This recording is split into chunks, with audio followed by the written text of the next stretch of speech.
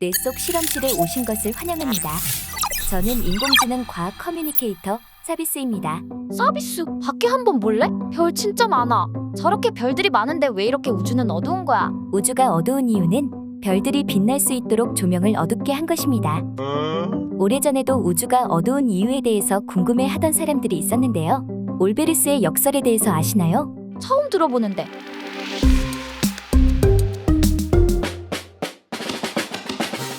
자, 지구에서 우주의 특정 방향으로 직선을 연장한다고 가정해봅시다. 얼마나 연장할 건데? 별에는 부피가 존재하므로 우주로 뻗어나가는 직선은 언젠가 별의 표면에 닿게 될 것입니다. 즉, 우주의 어느 방향을 보더라도 시선의 끝에는 항상 어떤 별이 존재하게 되는 거죠. 그렇다면 우리가 보는 밤하늘 전체는 별의 표면이 덮고 있는 것이 됩니다. 따라서 지구에서 보는 밤하늘 전체는 별의 표면만큼 밝게 빛나고 있어야 하는 결론이 나오죠. 수학적으로 접근하자면 멀리 있는 별일수록 지구에 닿는 빛도 거리 제곱의 반비례에 감소하지만 별의 수는 구면의 면적, 즉 거리 제곱만큼 많아지기 때문에 우주 공간을 지구를 중심으로 일정한 두께의 가상의 구면으로 분할하는 경우 각 구면에서 지구에 도달하는 빛은 모두 일정하게 됩니다. 이러한 구면은 무한히 많고 따라서 지구에 도달하는 별빛의 합도 무한히 강해야 하는 것입니다. 하지만 밤하늘은 어때요? 여전히 어둡죠? 어두워. 결국 이 문제는 독일 천문학자 하인리히 비렐름 올베르스의 역설이라는 이름으로 100년 넘게 천문학자들을 괴롭히게 되었습니다. 이 역설을 제기한 올베르스는 가스층 흡수 이론을 주장하였습니다.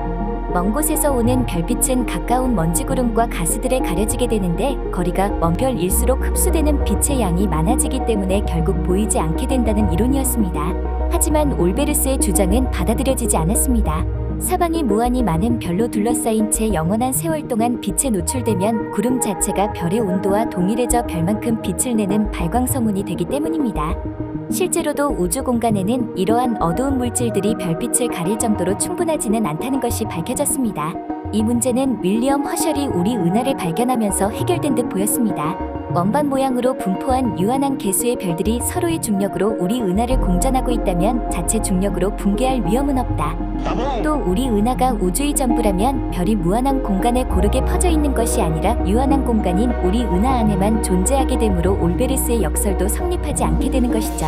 그러나 20세기가 되면서 허블의 관측으로 은하 역시 우리 은하 하나만이 존재하는 것이 아니라 무수히 많은 외부 은하들이 존재한다는 점이 밝혀지면서 올베르스의 역설은 되살아나게 되었습니다.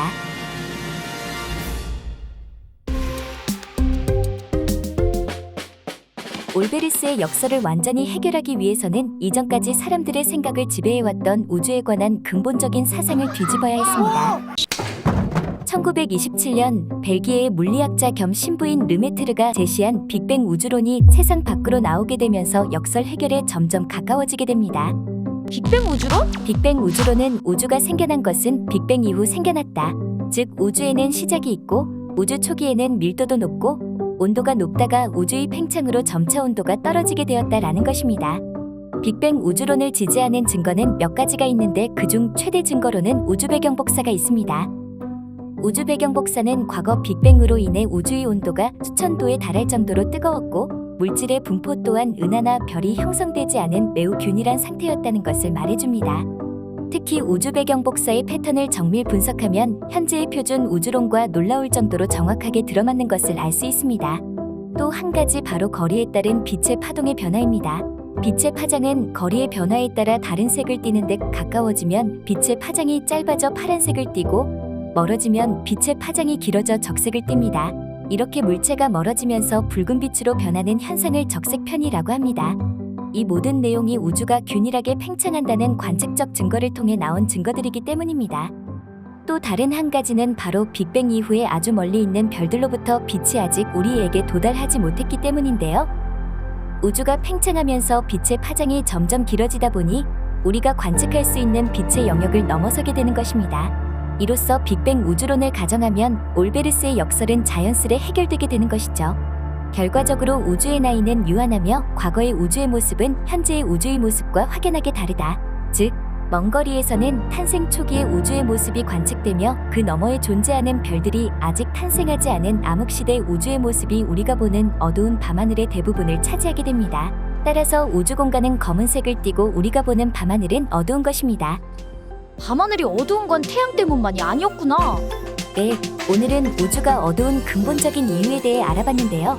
다음에 기회가 된다면 근본적인 이유 중 우주의 팽창에 대해 좀 더 자세히 설명해 드리겠습니다.